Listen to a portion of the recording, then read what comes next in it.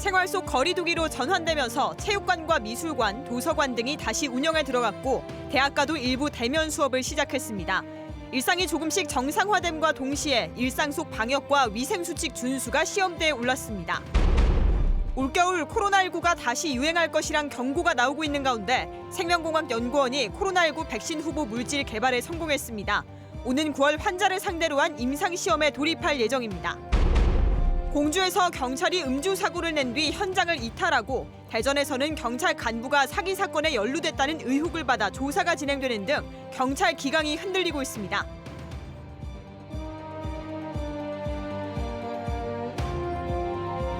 여러분 안녕하십니까? 코로나19 확산세가 주춤하면서 전국에서 생활 속 거리두기 시대가 시작됐습니다. 체육관과 미술관, 도서관 등 오랜 기간 문을 닫았던 시설들이 개장했고 모처럼 사람들도 야외 활동에 나섰습니다. 하지만 코로나19 사태는 여전히 진행 중이라 생활 속 방역은 이제 일상이 돼야 합니다. 이승섭 기자입니다. 수영 동호인 너댓 명이 넓은 실내 수영장에서 힘차게 물살을 가릅니다. 칼로리 소모량이 높은 운동인 스쿼시장에서도 개인 운동이 한창입니다. 미래의 김연아를 꿈꾸는 피겨 꿈나무들도 오랜만에 얼음판 위에서 기량을 갈고 닦습니다. 시상훈련만 했었는데 친구들도 보고 선생님도 만나서 즐겁고 얼음에 있으니까 너무 좋아요. 코로나19 확산 이후 70여일 만에 문을 연 체육시설. 생활 속 거리두기 조치가 시행되면서 개관은 했지만 개인과 시설 방역에 신경 쓰고 최대 수용 인원의 30% 이내로 이용객을 제한할 방침입니다. 국립중앙과학관도 2달여 만에 실내 밀집도가 높은 전시관을 제외한 일부 시설을 재개장하면서 모처럼 관람객 발길이 이어졌습니다. 소독제나 발열 체크 확실히 하시고 그리고 또 예약을 통해서 인원수 파악도 하시고 하는 거 보면은 저 찾는 손님으로서는 마음이 많이 놓이죠. 국립중앙과학관은 발열과 마스크 착용 여부를 확인하고 하루 3차례로 관람 시간을 나눠 평소 3분의 1가량의 관람 인원만 사전 예약 형식으로 허용합니다. 관람객분들이 밀접되지 않도록 저희들이 사전에 인원을 제한하기 위한 것이고요. 미리 오시는 분들에 대한 인적 사항을 확인을 해서 만약의 상황에 대비하기 위한 것입니다. 대전시립미술관과 국립부여, 공주박물관 등 주요 공공시설도 철저한 방역 조치 아래 다시 관람객을 맞이하기 시작했습니다. 충남도서관도 운영 시간과 이용자 수를 제한해 열람실과 자료실 등을 개방했고 국립세종도서관은 복사와 대출, 반납 서비스를 재개했습니다. 또한 지역 주요 대학들은 실험과 실기 수업을 중심으로 대면 수업을 시작하면서 캠퍼스에도 점차 활기가 돌고 있습니다. 생활 속 거리두기로 우리의 일상은 조금씩 정상을 되찾고 있지만 개인 위생과 방역은 이제 새로운 일상으로 자리 잡아가고 있습니다. MBC 뉴스 이승섭입니다. 대전에서 해외에서 입국한 20대 여성이 코로나19 확진 판정을 받았습니다. 이 여성은 충남대병원 음압병동에 입원했으며 가족 1명이 밀접 접촉자로 파악됐습니다. 또 코로나19 확진 판정을 받았다가 완치돼 격리 해제됐던 20대 남성 1명도 재확진 판정을 받았습니다. 이로써 지역 재확진 환자는 대전 2명을 비롯해 세종과 충남 등 모두 14명에 이르고 있습니다. 대전시 보건환경연구원은 생활방역 체제 이행에 따라 지역 내 감염이 언제든지 발생할 수 있다고 보고 환자 발생과 2차 유행 징후를 이른 시점에 발견하고 대응하기 위해 코로나19 모니터링을 강화합니다. 연구원은 지역 의료기관이 주 1회 간격으로 의뢰하는 검체를 대상으로 인플루엔자 등 기존 호흡기 질환 바이러스 8종에 코로나19 바이러스 검사를 추가해 모니터링할 방침입니다. 대전시 보건환경연구원은 코로나19 주의 단계부터 실험실 검사 체계를 구축해 지금까지 3,600여 건의 확인 진단 검사를 수행했다고 밝혔습니다. 사상 유례 없는 감염병 확산 사태로 개관 30여 년 만에 휴관했던 독립기념관도 다시 문을 열었습니다. 하지만 마스크를 반드시 쓰고 시간당 관람 인원이 제한되는 등 방역 수칙을 지켜야 하는 조건이 붙었고 체험이나 교육은 여전히 중단됩니다. 김윤미 기자의 보도입니다. 1910년 통치권이 강제로 일본에 넘어가 처음 국권에 상실했던 치욕이 담긴 한일 병탄 조약. 그리고 일제가 식민 지배를 선전하려고 작성한 통계 자료를 거꾸로 이용해 식민 지배의 실상을 폭로하고 비판한 책도 있습니다. 코로나19 사태로 1987년 개관 이래 처음 전면 휴관에 들어갔던 독립기념관이 다시 관람객을 맞으면서 선보인 전시물입니다. 1년에 걸쳐 전시관을 새롭게 단장해 당초 지난 3.1절 직전 공개할 계획이었지만 코로나19로 인한 휴관에 미뤄졌습니다. 기다리던 재개관 소식에 전국에서 관람객들의 발길이 이어졌습니다. 사람도 많지 않아서 오늘 같은 날은 편하게 이렇게 볼 수 있을 것 같습니다. 마스크를 이제 아직까지 쓰고 다녀야 되겠지만은 그래도 그냥 많이 완화가 돼서 많이 편해진 것 같습니다. 문은 열었지만 마스크를 반드시 착용하고 손 소독 등 방역 수칙을 지켜야 관람할 수 있고 전시관별로 인원도 제한됩니다.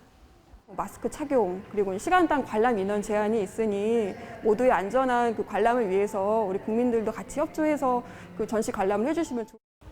특히 장비를 여럿이 돌려 쓰는 4차원 입체 영상이나 가상현실 체험 공간은 운영이 중단되고 교육이나 행사도 아직은 실시하지 않습니다. 올해는 독립전쟁 100주년 기념 특별기획전과 봉오동 청산리 전투 100주년 기념 학술대회 등 굵직굵직한 전시 기념 행사들이 준비돼 있습니다. 감염병 확산 속에 방역의 경계를 늦추지 않으면서도 우리 결의의 혼과 어를 지키고 잊지 않으려는 노력은 이어지고 있습니다. MBC 뉴스 김유미입니다. 공공기관에 대한 지역인재 의무 채용을 골자로 하는 혁신도시법 시행령 개정안이 지난 4일 국무회의를 통과해 이달 27일부터 시행됩니다. 이에 따라 한국수자원공사와 철도공사 등 대전 소재 17개 공공기관은 지역 인재를 의무 채용해야 하며 충청권 전체로는 의무 채용 기관이 51개 공공기관으로 확대됩니다. 의무 채용 비율은 새롭게 적용되는 대전 소재 17개 공공기관의 경우 1년차 18%, 2년차 21% 등 점차 확대돼 5년차 이후에는 30%를 채워야 합니다. 대전시는 국토부와 함께 충청권 공공기관이 참여하는 합동 채용 설명회를 다음 달 실시하는 방안을 협의 중이라고 밝혔습니다. 사회적 거리 두기가 종료되고 생활 방역 체제로 전환됐지만 올겨울 코로나19가 재유행한다는 경고도 나오고 있죠. 이 때문에 백신이 언제쯤 나올 수 있을지에 관심이 쏠리고 있는데요. 국내 연구진이 기존 기술보다 상용화 가능성이 높은 백신 후보 물질을 개발했습니다. 고병권 기자가 보도합니다. 한국생명공학연구원과 고려대 약대 공동연구팀이 제조합 단백질 기반의 코로나19 백신 후보 물질을 개발했습니다. 제조합 단백질 백신이란 바이러스의 유전자 서열을 분석해 만든 인공 항체로 체내에 바이러스가 들어오면 달라붙어 활성화되는 것을 억제합니다. 바이러스 주에서 유전자를 추출해 만드는 백신보다 시험 과정에서 안정성이 높아 상용화 가능성이 높은 것이 장점입니다. 연구팀은 자체 실험에서 백신으로서의 효과도 확인했다고 밝혔습니다. 저희가 이번에 개발한 이 제조합 단백질 백신 기술의 중항체 효능이 상당히 좋다는 것을 확인할 수 있었습니다. 메르스 백신 특허를 보유하는 등 그동안 감염병 연구 데이터가 축적돼 있어 이번 백신 개발은 실험 착수 한 달 만에 완성됐습니다. 연구팀은 동물 실험을 마무리한 뒤 이르면 오는 9월부터 환자를 상대로 한 임상시험에 돌입할 계획입니다. 임상시험 결과에 따라 상용화 가능성과 시기를 가늠할 수 있을 것으로 전망되는 가운데 연구팀은 백신 후보 물질의 효과를 더 높이는 후속 연구에 착수했습니다. MBC 뉴스 고병권입니다. 경찰 간부급 공무원이 음주운전과 사기 사건에 연루된 의혹이 불거져 물의를 빚고 있습니다. 이딴 비위 사건으로 경찰의 해이해진 근무 기강이 도마 위에 올랐습니다. 김태욱 기자입니다. 공주경찰서 소속 A 경위는 지난 2월 공주 시내에서 자신의 승용차를 몰다가 중앙분리대를 들이받았습니다. 차량으로 중앙분리대를 들이받는 사고를 낸 뒤 별다른 조치 없이 현장을 벗어났습니다. A 경위는 사흘 뒤 동료 경찰에게 붙잡혔는데 치료 과정에서 채취한 혈액을 분석한 결과 사고 당시 면허 취소 수준의 음주 상태였던 것으로 드러났습니다. 음주운전 한 부분에 대해서는 부인하고 있었고요. 사고 난 다음에 먹었다고 이렇게 진술을 했어요. 경찰은 A 경위에게 도로교통법 위반 혐의를 적용해 불구속 상태로 검찰에 넘겼지만 검찰은 증거 인멸을 시도한 정황이 있다며 A 경위를 구속했습니다. 대전지방경찰청 소속 B 경정도 올해 초 직위 해제된 사실이 뒤늦게 드러났습니다. B 경정은 이른바 가상화폐 관련 사기 사건에 연루된 것으로 알려졌는데 경찰 관계자는 본청에서 감찰 중이라 자세한 내용은 밝힐 수 없다면서 간부직을 수행하기 부적절했다며 직위 해제 사유를 밝혔습니다. 음주 사고의 사기 사건 연루 의혹까지 경찰이 잇단 비위 사건으로 도마 위에 오르면서 기강이 해이해진 것 아니냐는 비판이 커지고 있습니다. MBC 뉴스 김태욱입니다. 대전시는 대전 지역 21대 국회의원 당선인 7명을 초청해 정책 간담회를 열었습니다. 정책 간담회에서 대전시는 혁신도시 지정과 공공기관 유치, 도시철도 2호선 트램 건설, 대전 교도소 이전 등 16건의 주요 과제를 제시하고 국회와 당 차원의 각별한 관심과 지원을 요청했습니다. 또 내년도 국비 확보가 시급한 스타트업 파크 조성과 한국형 바이오랩 센트럴 구축 등 23개 현안 사업에 대한 국비 지원도 건의했습니다. 미래통합당 원내대표 경선 출마를 선언했던 아산갑 지역구의 이명수 의원과 보령 서천의 김태흠 의원이 출마 의사를 철회했습니다. 이명수 의원은 당을 살리자는 순수한 뜻을 달리 보는 당내 분위기가 있었다는 취지로 경선 포기 의사를 밝혔고, 김태흠 의원은 부덕의 소치로 뜻을 접겠다며 경선을 포기했습니다. 정치권 안팎에서는 두 의원 모두 정책위원장 러닝메이트를 선정하는 데 어려움이 있었던 것으로 보고 있습니다. 세종 지역 18개 시민단체 회원들이 오늘 시청 정문 앞에서 기자회견을 열고 세종시가 화상 경마장 유치를 검토 중인 것을 비판했습니다. 이들은 세종시가 시민 반대에도 불구하고 경마장 유치 부지를 검토하고 있다며 사행산업이자 반교육적인 화상 경마장은 절대 유치해서는 안 된다고 주장했습니다. 오늘 대전과 세종, 충남은 낮 기온이 크게 오르면서 많은 일사량으로 충남 일부 지역에선 한때 오존 농도가 나쁨 상태를 보였습니다. 내일도 맑은 날씨가 이어지면서 대부분 지역 낮 기온이 25도 이상 오르는 초여름 더위가 계속되겠습니다. 대전지방기상청은 모레 오후 서해안에서 비가 내리기 시작해 대부분 지역으로 확대되겠고 이른 더위도 한풀 꺾이겠다고 내다봤습니다. 충남도 내 재학생 60명 이하의 소규모 학교 221곳은 빠르면 13일부터 등교 수업을 시작합니다. 충남교육청은 오는 13일로 정해진 고3 학생 등교 수업과 함께 재학생 60명 이하인 도내 170개 초등학교와 51곳의 중학교 등 221개 학교는 가정 형편상 등교를 원할 경우 13일부터 등교 수업을 시작하기로 했습니다. 하지만 우선 등교 뒤 원격 수업을 진행하고 20일부터 전면 등교 수업에 들어간다고 밝혔습니다.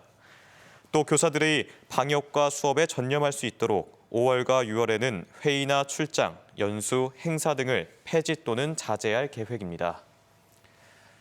충남도가 산업용 보일러 제조 전문기업 2곳을 유치했습니다. 이번에 유치한 대열 보일러와 BNS는 2022년까지 서산 오토밸리 산업단지에 220억 원을 투자해 보일러 생산 공장을 신축할 계획입니다. 충남도는 공장이 가동되면 301억 원의 생산 효과와 74억 원의 부가가치 효과가 발생할 것으로 기대했습니다. 정부가 지급하는 긴급 재난지원금 중 20%를 전국 시도 대부분이 지자체가 분담하기로 했지만 대전시는 시가 전액 부담하는 것으로 정리돼 논란이 일고 있습니다. 정부 긴급재난지원금 4,040억 원 가운데 대전시 등 지자체가 분담해야 할 액수는 555억 원에 달하는데 대전시는 이를 전액 시가 부담하기로 결정했습니다. 지금까지 대전, 세종, 충남 소식이었습니다. 시청해주신 여러분 고맙습니다.